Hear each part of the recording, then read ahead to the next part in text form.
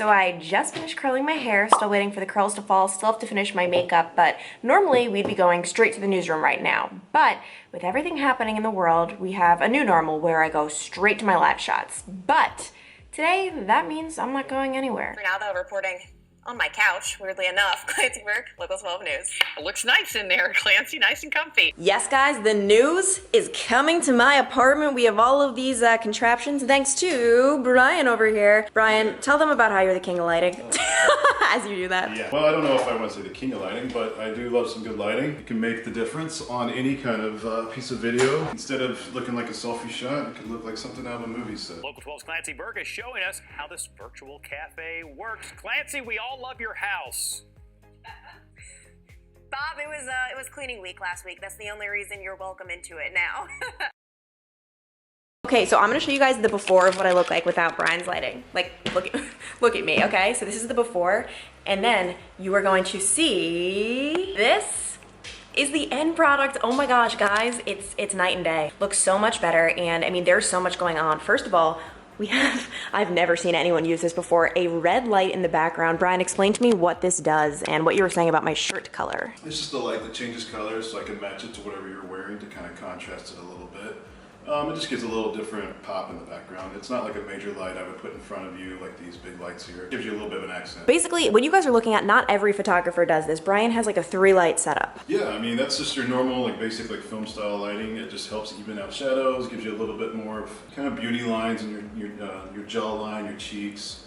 And it's more appealing. Beauty lighting, if you want to call it that, but it just looks better than one light hitting you dead on and just giving you some fading into the darkness. It brings you out of the picture a little bit. Well, actually, because I have a big problem as a brunette in the dark lighting. I sometimes just look like I don't have hair. Yeah. So this really, like, yeah, it shows like your every dimension, kind of. Fancy schmancy setup here. I'm very honored that you brought it into my home. Guys, right now I'm cooking Brian breakfast because he came in here and he demanded it, and he said he wasn't going to work today or do his job unless I cooked for him. Yeah. It's so scary working with him. Wow, it's hurtful. For now though, let's send it back to you in the studio. Now, Clancy, before I let you go, yesterday, Catherine cooked up some breakfast for her videographer, so the pressure is on. Are you? Don't do this to me, Bob. No, I don't cook. I'm just saying. Get you an Eggo waffle or something. I'm all about some Eggo waffles. All right, Clancy, thank you. You know what? Your life is so good right now on the morning show. I get used to this. So Brian normally doesn't work the morning show. Tell them what shift you normally work, Brian. Normally I work mornings on weekends, and then I do kind of regular 9 to 6 on the weekdays, 3 days of the week. Which one do you like better? I like the combination of both because my week goes by quicker. Guys, this is so, I don't know how to cook it. This is my first time like cooking eggs. You guys know I'm allergic to them. Oh, you're in luck, Brian. I'm doing a good job. I'm so proud of myself right now. And then we've got these little sandwich thins in the toaster. These are what Zach eats. They're right here. He's obsessed with his egg sandwich. This is how I got inspired to make this. Kroger sandwich slims, and it's just like a light thing to have because the entire slim, is that what you call it? The entire slim, the entire sandwich thing is just 90 calories. Also, Zach really stocked up on the peanut butter. And Brian's been getting all these comments all morning. He's blushing. Getting some food too. You can't complain. Okay guys, so actually we're about to go live. We should be going live any second, so I should probably put this down, and I will. But this is gonna be at the end of my live shot that I made Brian some breakfast. We're gonna somehow, that's my job, to try to like segue things to make it relevant. So I'm just gonna put this. Oh, that'll look cool. Hey John, the good news is even during the coronavirus pandemic, You could still get a good old cup of coffee in a mug, but for some people, that's not enough. For some people, that's not even the reason they go to coffee houses in the first place. No, this is. It's all about the community. one thing Jill recommended right now Is to buy local. So maybe that means making some egg sandwiches for your video journalist right now, putting on some barbecue sauce, and really just being the kind reporter that everyone knows you are. Oh yes, I did it, guys. I made him a sandwich. Boom. For now, we'll send it back to the studio. That was the worst barbecue sauce job ever, so don't hate me. And here you go. You're welcome. Goodness. Are you so happy? Can we get a first bite on camera? Yeah, let's do it. Oh, guys, I've never done this before. I've never made an egg sandwich in my entire life. Come on. Yeah? Now you can tell me off camera.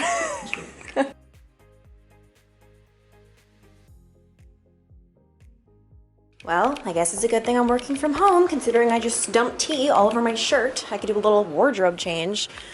Yes, our shoe organization is on point. Hey John, day one of social distancing is great. I mean, you've got your cup of coffee in your hand, you're feeling good, but then you realize you've watched every TV show there is to watch, and you have played every card game there is to play, and read every book you own, and you realize there is one thing that coffee houses have that your house doesn't, and it is human interaction. And so Brian just left, and now comes every reporter's worst nightmare, when you don't have a story for tomorrow.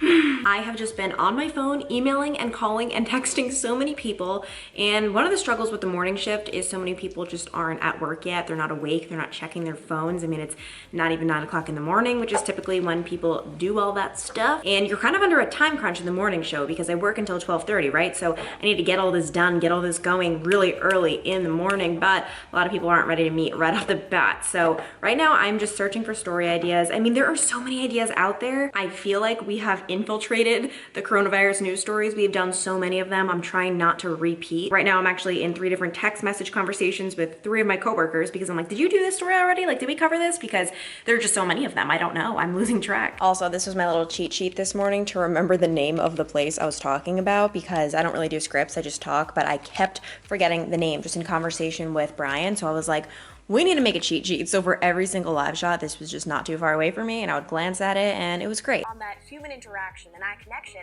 and that's exactly where the Main Cup Virtual Coffee House comes into play. I don't want to talk loud because he's in the zone. But look at Zach working hard in there.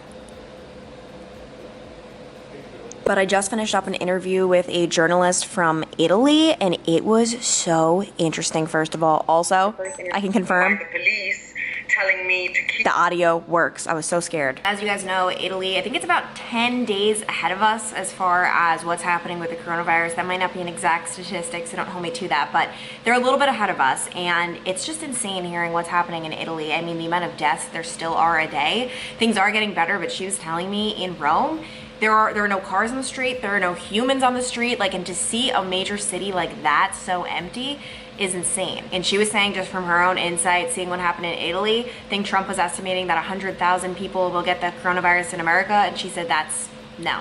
It's gonna be so much more than that. And obviously no one knows for sure, but she was saying that number is way too low. It's gonna be crazy. We need to be prepared for these numbers. And right now oh, here we go. I was about to say I'm waiting for my interviewee to text me that she is ready for a FaceTime call, and that is what we are gonna be doing now. Hey! Hey, how are you? I'm good, how are you doing? I'm good. All right, I'm just setting this up so I record it. I'm the most technologically challenged person you'll ever meet, so this is big territory for me to be covering. Just made my breakfast, the huge oatmeal in a mug. Guys, I know I'm boring, I'm basic, judge me, but really embarrassing news. My garbage is located outside my apartment right now because it smells so bad. And yes, I am making the whole hallway smell bad. I feel obviously not great about it, but a girl's gotta do what a girl's gotta do. And by the way, the hair is behind the ears. Whenever I put the hair behind the ears when it's curled, that means I'm just exhausted and done with my day. And the best news is we still have so much work to do. I'm so happy I got those 2 interviews in. That's gonna be really helpful. And then now I need to log all of the interviews and get all that together and why? I look over. We always say, what's your alter ego? What you said, I didn't come up with this. Like, I did this. That makes it sound so weird. Okay, for the record, I came up with this, not Zach, because that'd be really weird, but I always say when he has a backwards hat, he turns into... I'm not saying it, I don't agree with this. Zach! Tickle his feet till he says it. It's not that Say it. Kaz. And he just acts so different, and you see, he's being mean because he's Kaz. And then when he's Zach, flip it over. He's so nice. Go, do your nice thing. Do you hear what is a nice thing? I love you, dear. What was your reaction when I told you last night, hey, mind if I do my live shots from home tomorrow morning at 5 a.m.? I just said, well, I asked first. You didn't say at 5 a.m. I said, well, what time? And you said 5. And then I was like, well, I guess I'm not going to get much sleep tonight. You let me do it. Yeah, I let you. So I tried to be quiet. Was I successful? I woke up like once or twice. I think once just when you were doing your live shot, and then once when I just heard you guys talking. Oh man, it's hard. No, obviously you have to do your work. If you do listen to my live shots today, though, I sound different. I sound a little bit quieter. Normally, and I was telling Brian, I'm like, this is probably a good thing because people say I talk very loud. No, that wasn't that bad. My producer texted me like, oh my gosh, what's your boyfriend thinking right now? Well, at least someone's thinking about me. But you're a champ. Yeah, well, anything for the news and YouTube. All of it comes first. Yeah, I'm like 10th on the list. But I just finished my work for the day. My head kind of feels like it's gonna explode. I feel like I don't know. It just feels like it's gonna explode and I don't feel like talking about it. I need to go take my nap. And I'm really upset because I didn't pre-make my salad for today or my lunch. I've been on a kick, we've been pre-making it, and when I wake up for my nap, I'm gonna be mad and I'm gonna be sad. But we're gonna get through it together, I think. Right, Zach? Right. Wow. If that was Kaz, he wouldn't have even answered me. Our ritual every single night since quarantine has been to play a nice game of cards. And Zach, we're about to decide whether or not he's about to win. Like, this is it, guys. I'm nervous. He's been taking so much time, which is against all of the rules. Not against any rule. It's against all the rules. 17, so that 19. That would mean we tie. Are you kidding me? We can't tie. What do we do? I don't know. We'd have to play a last round. I need to check your math because you've been known to lie. So. You're not even true at all. I'm not We're true. way worse. I'm not true. No, you're not. You're telling a lie. What's a girl to do when it's her bedtime, but she's gotta finish out some cards. Zach just won. And can we at least commend me for being so fair? He did the math wrong, and his wrong math though was making him like down. Extra points. And I am fair, and all I can say is all is fair in love and war.